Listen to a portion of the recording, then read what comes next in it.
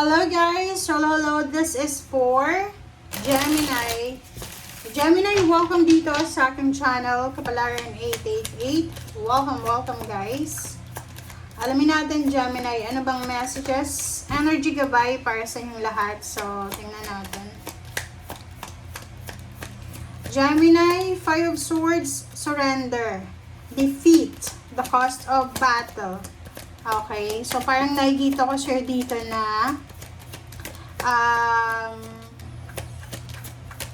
posible bang isa ka sa mga na-terminate or pwedeng nawala ng trabaho or whatever man yan.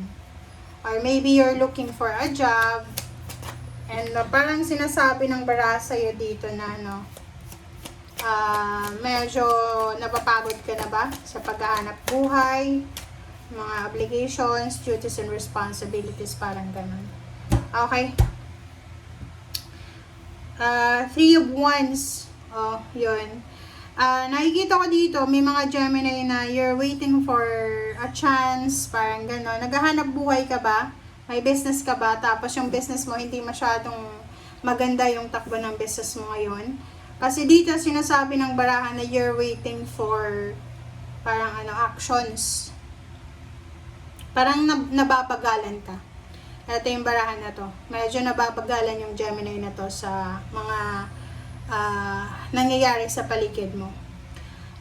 But sinasabi ng barahan sa'yo dito na siguro kung kung matagal ka nang naghihintay, like nag-aantay ka ng visa, ng citizenship, ng kung ano man na hinihintay mo, ng confirmation, sinasabi ng bara sa'yo dito na mas okay pa na ihang mo na muna yan. Okay? I-give up mo na muna or pwedeng hindi mo give up, huwag mo na munang ituloy kung anong plano mo na yan. Nakikita ko sa'yo dito na maybe you're planning for a big celebration. So, meron ditong Gemini na pwedeng magse-celebrate ka ba ng ng 50th, 60th birthday kasamang pamilya ngayong June or ngayong May, parang ganon. Pero siguro OFW ka or nasa lugar ka na hindi ka makakauwi. So nakikita natin dito na huwag kang mawala ng pag-asa, huwag kang masyadong ma-stress sa kung ano man na gusto mong gawin sa ngayon na pwedeng hindi matutuloy. Okay? Parang ang nakikita kasi natin dito, parang may mga plano kayo na hindi matuloy-tuloy. Okay? Pwede din na, promotion. Parang, yung promotion mo, panay panay postpone eh. Diba? Travel, promotion, relocation, parang ganun. Hindi siya matuloy-tuloy. Okay?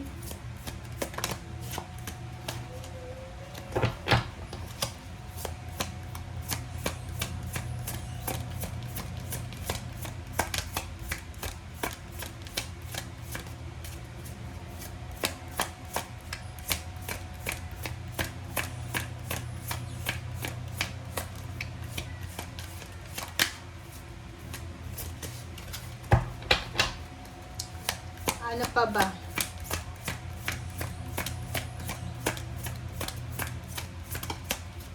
Okay. Gemini. Ruby lights. Passion and purpose. Oh. Sabi ng baraha sa'yo dito, huwag kang mawawala ng pag-asa. Lalo na doon sa ang tagal-tagal nyo nang naghihintay pero wala pa rin nangyayari. Sabi ng baraha sa'yo, nakapaghintay ka nga ng ilang taon. Ngayon pa ba? Okay?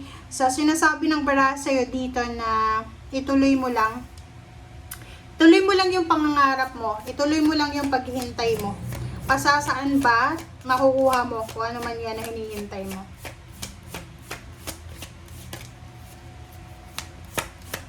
Ano pa ba guys? Tingnan natin. Okay. Increase support. Sinasabi ng bara sa'yo dito na siguro may iba sa iyo Gemini na yun yung rason kung bakit hindi gusto nyo nang itigil yung kung ano man na gusto nyong gawin. It's because feeling you walang suporta kayo. So, sa barahan mong yan, sinasabi na ituloy mo lang kung anong ginagawa mo sa ngayon. Okay? Importante na ano ka, parang consistent ka. 'Di ba? May mga iba nga na may kung kailan may edad na saka sila nagtagumpay, 'di ba? So, basta wag mong i-give up. Wag mong i-give up kung ano man 'yan. Pero yung iba, kung pakiramdam nyo pagod na kayo, pwede nyo naman na ibaba muna if it's obligations, ano ba, mga duties and responsibilities nyo. Or nag-aantay ka. Paano man yan ang hinihintay ko, guys? Oops, sorry. Okay, leave the past behind. Masyado ka bang nakafocus sa past mo? Parang ano, medyo na-stress ka kasi siguro marami kang napagdaanan sa nakaraan na ayaw mong bumalik sa buhay mo. So, tingnan natin. Sana yan. Gemini.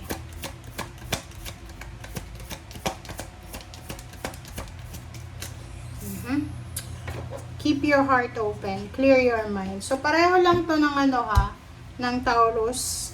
Kasi parang sinasabi ng barasa nyo dito, huwag kayong masyadong nag-iisip. Kung nasa Pilipinas ka, sa init ng panahon dyan. Okay? So, clear your mind. Mag-relax ka. Huwag masyadong mag-iisip ng negative. Mag-relax ka. Magpahinga. Spend time sa mga mahal mo sa buhay. Enjoy the moment. Parang ganun. So, parang hindi ka masyadong ma-stress. Parang nakikita ko sa'yo, nai-stress ka eh.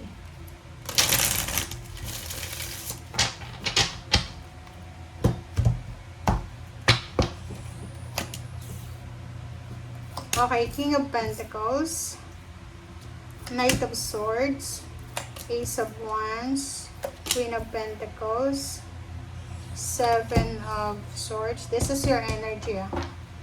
Iwasan mo talaga yung maging possessive, maging impulsive, possessive, aggressive. Kasi yun yung makakasira sa matagal mo nang hinihintay. Okay? Bawasan natin yung init ng ulo. Okay? So, dito sinasabi ng bara sa'yo, Gemini, na isang exciting na balita na pwedeng pagkakapirahan ang darating sa'yo.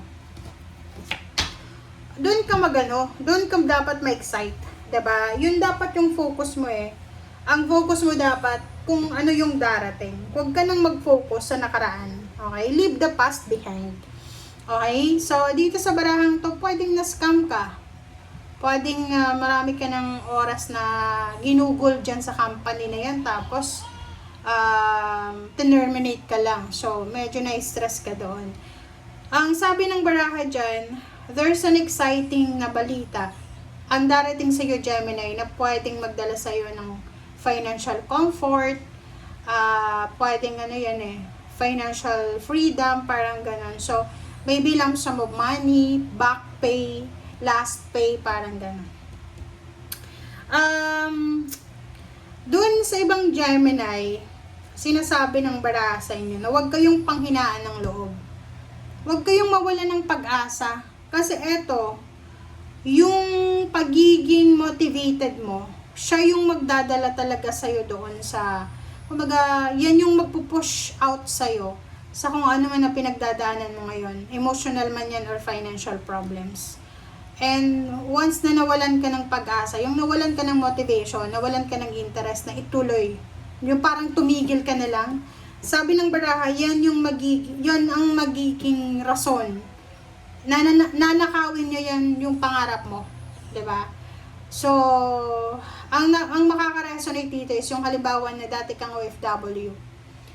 Dati kang OFW tapos ilang taon kang umuwi sa Pilipinas, is either nagkasakit ka or pinili mo na mag-stay sa Pilipinas ng ilang taon. And ngayon, gusto mo nang bumalik ng ibang bansa. So medyo natatagalan ka na siguro sa paghihintay. So ang sabi ng bara sa iyo ngayon, huwag kang mawala ng pag-asa. Okay? Hindi ibig sabihin na maraming delays, wala nang mangyayari. Kasi minsan, yung delays na yan, iniiba lang ng Panginoon, ng universe, yung direction mo. Baka yung gusto mong puntahan, hindi siya maganda para sa'yo. So, iniiba lang yung direction mo. Okay? So, yun guys. Thank you for watching. Bye!